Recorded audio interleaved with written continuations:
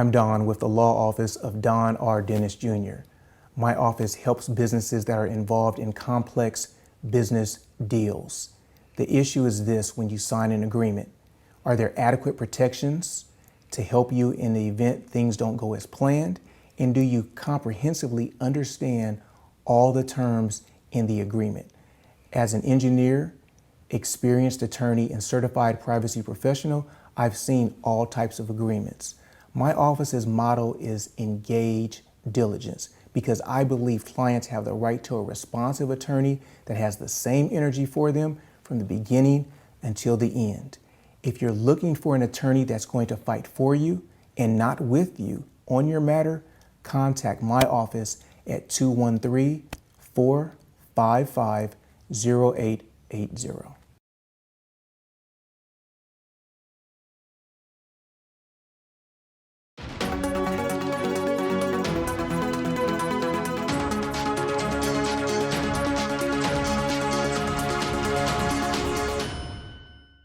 So they had a brother that sued Tesla, the Tesla, Elon Musk, his company.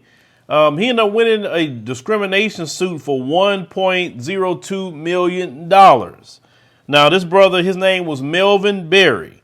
He sued the company in 2020 for failing to stop a Mzungu supervisor from hurling racial slurs at him. Now, they say a private May 12 ruling by an arbitrator sided with Berry against the electric car manufacturer. Now, they said the victory is a rare for a discrimination suit where collecting data of the alleged harassment can be challenging, and proved actual wrongdoing can be even more onerous. Okay, it said, but the arbitrator, former Sonoma County Superior Court Judge Elaine Rushing, believed Berry and witness accounts proved Tesla turned a blind eye to the claims. Don't surprise me whatsoever. Now, they said that an employment attorney weighed in and said racial discrimination wars are rare, and it seems that this is especially hard fought. It said Rushing, which is the arbitrator, was clearly troubled by the facts, culture at the company, and tone of the defense. Now, they say case law is clear that one instance of a supervisor directing the N-word at a subordinate is sufficient to constitute severe harassment. And they said Tesla's lack of response to the matter made it clear to Rushing the company was liable to Berry's claims of harassment. So we got black people going out here buying Teslas, and black people working in Tesla being called all kind of N-words. And he really wasn't the only one, to be honest with you. They said this is a clear case of a 23-year-old Mzungu with only a high school education supervising a 43-year-old African-American man with a college degree, and say a classic invitation for serious resentment. Why is a 23-year-old with no college degree even being a supervisor? Why is that? That tells you right there what I've told you many times before. Black people can be super educated, and a Mzungu with barely even a high school education can be your supervisor. Matter of fact, your college educated self could be training that little Mzungu that's coming in, and in 6 months, now they're your boss after you taught them everything, right? But anyway, continuing. But that's the culture of corporate America. This is why I love more and more black people are creating their own businesses, being their own boss. Don't have to put up with their racism and their crap. Now, it said Berry began working for the company in 2015 as a materials handler, but his departure came under 2 years. Berry alleged that his supervisor, over half his age, had only obtained a high school diploma. Frankly called him the N-word. When Berry reported the racial harassment, he claimed the supervisor retaliated by making his labor's duties even more strenuous. Okay, so many people felt that the award was too low. Okay, it was too low at all. They say employees alleged at the factories, they call it the plantation, and claim that workers are often referred to as cotton pickers.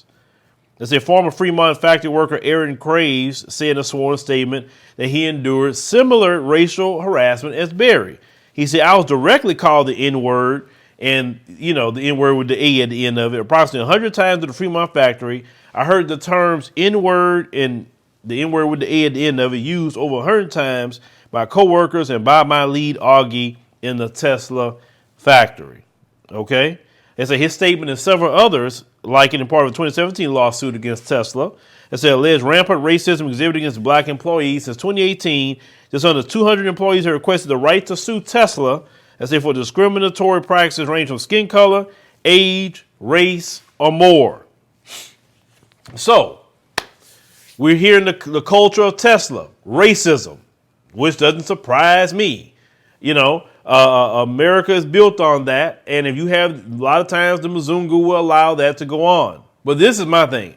I'm a person that I'm very serious about that word, definitely in a corporate setting and even within our company. I will not allow, not even another black person, to use that word to another employee or someone that we work with here. You use that word here, you got to go, because you don't even respect your own people using that word. I don't care if people say that's a term of endearment. No, it's not. It is not a term of endearment to me. No, it's not. I will never accept that. I think that's a piece of trash that we've allowed in our community, that word. That's trash. It's so many words that we can call each other. Call each other brother, sister, king, queen, whatever you want to call each other. I'd rather them words go on than calling each other the N-word all day. I don't like it. I don't accept it. I refuse to accept it. We need to understand black culture isn't trash. And using the N-word comes from a devil from a plantation to our people. It's not about taking the power of the word, because if you took the power of the word, when them folks call you the N-word, you wouldn't respond the way you respond today with fighting, etc. So you didn't take the power away, because you truly took the power away of the word. When they call you that, you're like, I don't care about that. That's when you truly took the power away. And the majority of you know if one of them call you that word, it's going to still hurt you. It don't hurt me, because I already know how to fire back off at them, and I know who they truly are. So that word is not going to bother me, because I'm not that. I don't use that in my lexicon daily. I don't like to refer to other black people as that, because they're not that. We're better than that, right?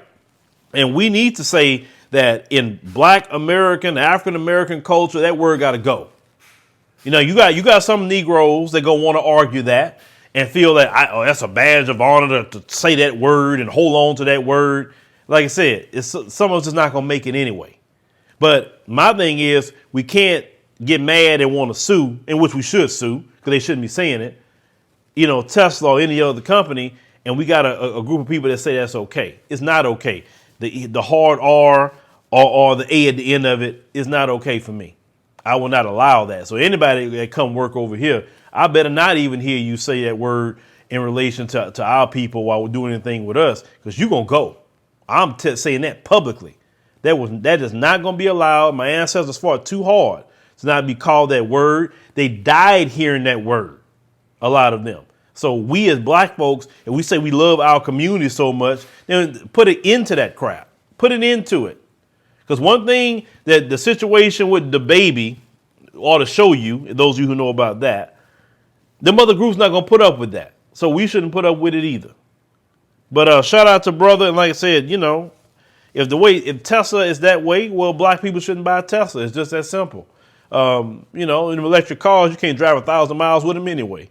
But, leave me a comment. Let me know what you think about this particular story. Our brother, should have got more money, in my opinion. It's just my opinion. But it's good that he got something. And like I said, if this brother wouldn't have won his case, we wouldn't know what the inner workings was going on in these places. That's why I like when you brothers and sisters message me and want to give the inside of what's going on in these companies. Anybody working in these companies, they want to do it anonymously.